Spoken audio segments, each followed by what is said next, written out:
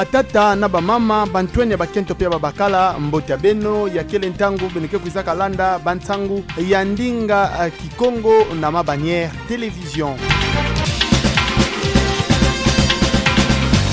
Kimvuka bakebogdilaka Dynamique Congo en action ya kizunga beto ya Congo Central baunde kuizaka sadisa manaka zole benefitza baiti ya vwandaka ntete kuzibula wa mwelo samna kuyamba bantu ya impa yina zona kukota na kati ya kimvuka pe ya zole ya vwandaka kumonisa tope kufuatisa kupesa kimfumu na bantu ya ike kuza diatisa kimvuka ya inakata kizunga ya Congo Central pe na kimvuka ya ike kuza diatisa komini ya Matadi na kati ya Dynamique Congo en action benefitza baiti lukutakanu yai ya kuizaka salamina kuna na kifulu bakebogdilaka Espace Notre-Dame de la Foi tamave na inzo ya bisali ya bazuzi ya zulu ya kizunga beta Congo Central tope cour d'appel kilumbu ya lumingu vandaka kiluma makumi zole na ivwa ya ngonda mai ya mvula mafunda zole makumi zole na zole na manima ya lusambulu ya kuizaka ndinga ya kufutula matondo tope ya ngizulu yina bakuizaka tuba na mfumu ya ikekuza diatisa komini ya Matadi benefoiza beti kimvuka ya Dynamique Congo ya unde mekuma pe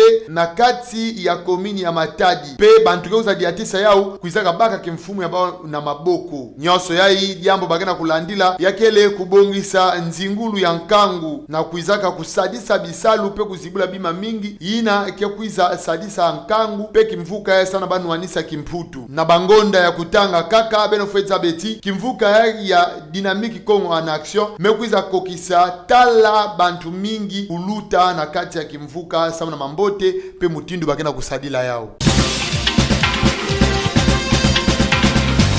Tata mfumu ya makesa ya FRDC Mbuta Mbala Musasa Celestin generali ina ya makesa ya inti ya Republique du Congo yani nde mutu kuizaka bumina kimvuka ya makesa ya bakebogdilaka 21e bataillon de commandement baina kitarakuna na ndambu ya este inti ya Republique Democratique du Congo ani bumina kabau kilumbu ya lumingu vandaka kilumbu ya makumi zole na ivwa ya ngonda tanu ya mvula mafunda zole makumi zole na zole samna kwenda bwela ngolo na bamakesa ini ankaka kele kuna kena kunwanaka nkindu na bamakesa imbi ya M23 pe ya ADF ya Kodeko pe ya nkaka bayaye bakena kupesaka maboko na binti ya Rwanda samna kuvutula ndemba manandambo ina ani kwendaka solola na bau pe ani monikisaka bau eti yinti ya kele ya beto lenda ndimave bambeni bantantu ya beto bakota basala mambo ya imbi mutindu bazodila na yau ani lombaka na bamakesa bavwana na kibakala pe bazaba eti bambeni bantantu ya beto bakemonaka beto wonga na yau beto foti nuanisa bao babika inti ya beto na ndemba mapenkangu zingila na ndemba manyoso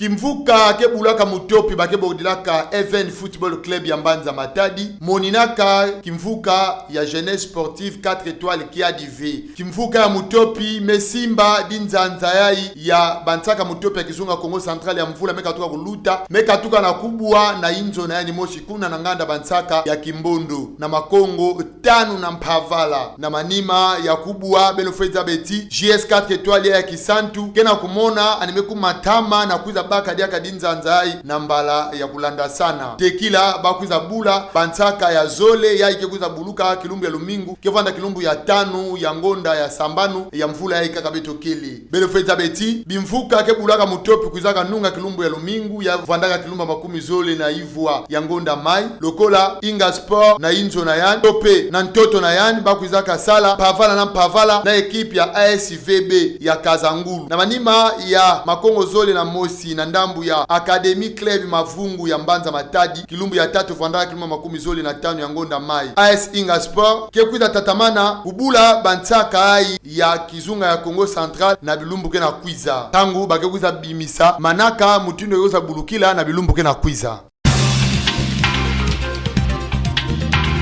beno nyoso landaka beto matondo mingi awande beto mekwiza manisina bansangu ya beto na ndinga ya Kikongo beno bikana mbote.